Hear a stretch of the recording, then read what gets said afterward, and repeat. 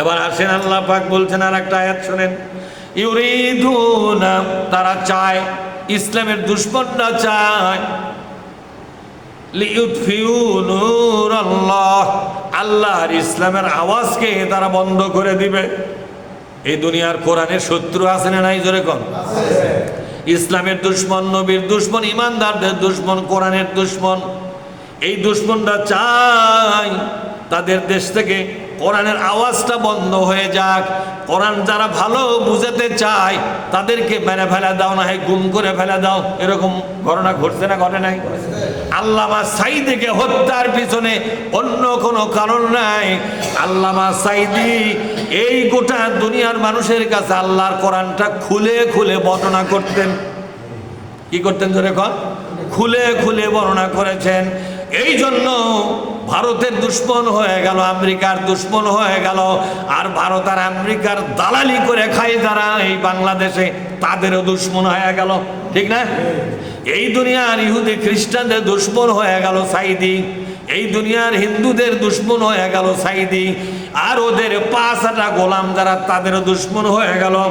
সমস্ত ইসলামী দুশমনরা সাঈদীকে হত্যা করলো, হাসপাতালে নিয়ে গেল এবং তাকে বিষাক্ত ইনজেকশনের মাধ্যমে দুনিয়া থেকে বিদায় করে দিল।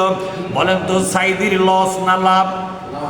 যারা সাঈদীকে হত্যা করলো তাদের কবরটাও দেশে হবে কিনা সন্দেহ আছে না নাই? আরে সাঈদী মারার পরে 1 বছরও যায় নাই, এমন বিপদ চাপা গেল, পালা গেল মুসলমানের পাড়া থেকে হিন্দু পাড়া।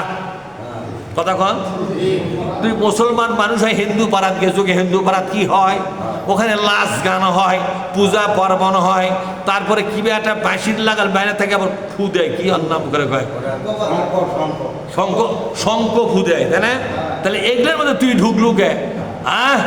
তাহলে দুনিয়ার কোনো মুসলমান তোকে আশ্রয় দেয় না, তোকে আশ্রয় দিল হিন্দু পাড়ার লোকেরা। কথা বল না, হিন্দু পাড়ার লোকেরা বুঝতে পেরেছে মুসলমানদের মধ্যে 1 নম্বর বেঈমান যদি থাকে এই মহিলাই আছে।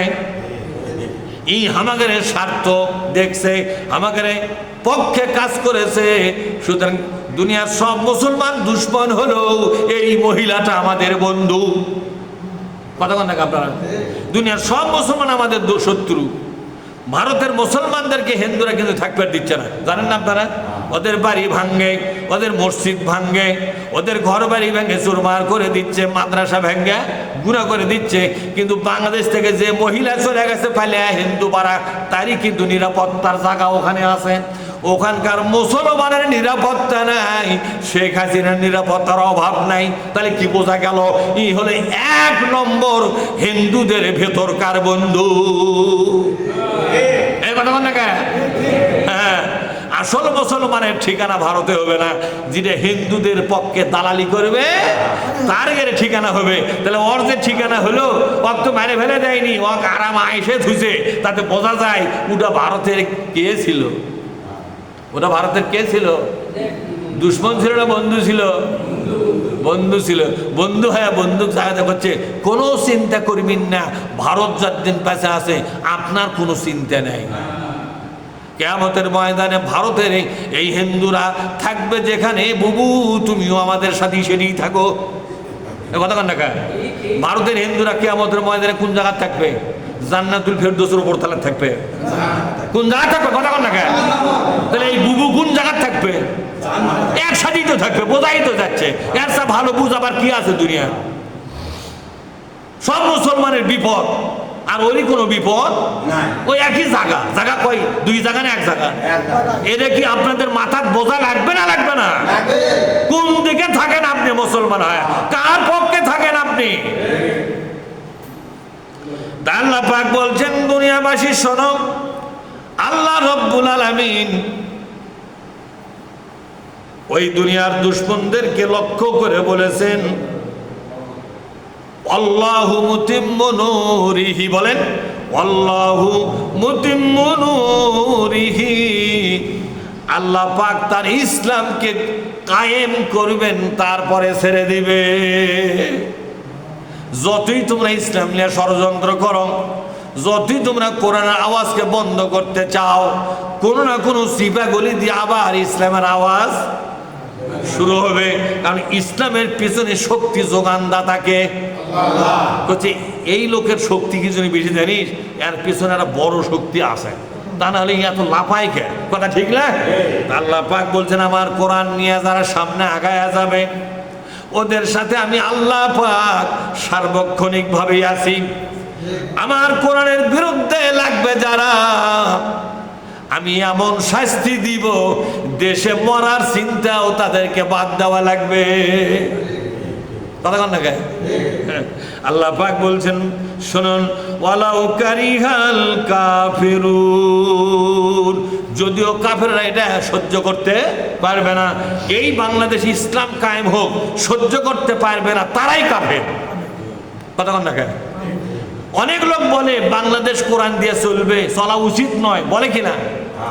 আল্লাহ পাক বলছেন ইসলাম কায়েম হওয়া সহ্য করতে পারবে না কারা বলেন তো? আল্লাহ বলেছেন তাদের পরিচয়, তারা হলো কাফের। তারা কি? কোন মুসলমান হইয়াও যদি ইসলাম কায়েম সহ্য করতে না পারে ওটার মুসলমান নয়, ওটা টাটকা কাফের। বলে কি কাফের? আল্লাহ পাক বলছেন আমার ইসলাম কায়েম যারা সহ্য করতে পারে না তারা তো টাটকা কাফের। কিন্তু কিরকম টাটকা শোনো, উলাইকা হুমুল, বলেন উলাইকা হুমুল কাফিরুনা হাক্কা, এরা হলো হক্কানি কাফের। কি কাফের? এই দেখি এখন এরা কি কাফের? এরা হলো হক্কানি কাফের। ইসলাম কায়েম হোক এই বাংলাদেশে, এটা যারা সহ্য করতে পারে না এরা সাধারণ কাফের নয়, এরা হক্কানি কাফের। আচ্ছা, হক্কানি পীর পাওয়া যায় না? এই বাংলাদেশে হক্কানি কাফেরও আছে। এটা কোনদিন শুনছিলেন আপনি? আজকে শুনলেন না? যে যারা ইসলাম দেশে কায়েম হোক এটা যারা চায় না, সমালোচনা করে, ইসলাম দিয়ে দেশ চলবে, কোরআন দিয়ে সংসদ চলবে, কোরআন দিয়ে আদালত চলবে, কোরআন দিয়ে ব্যাংক বিমা অর্থনীতি শিক্ষানীতি চলবে, এটা শোনার পরে যাকে মেজাজ গরম হয় বুঝতে হবে এই লোকটা হলো হক্কানি কাফের। আচ্ছা, ওই কাফেরটা যদি নামাজ পড়ে তাও কাফের নয়? ওই নামাজ পড়ে লাভটা কি? ওই কোরআনের বিজয় সহ্য করে পারে না, ওই কোরআনের দেড় চলুক চায় না, ওই কিসের ঘোড়ার ডিমের নামাজি? কথা ঠিক না ব্যাটিং করে কর? আল্লাহ পাক বলছেন কিসের নামাজি, ওই কিসের রোজাদার আর কিসের হাজি? আমি আল্লাহর কাছে ওটা হলো হক্কানি কাফের। নাউজুবিল্লাহ কর।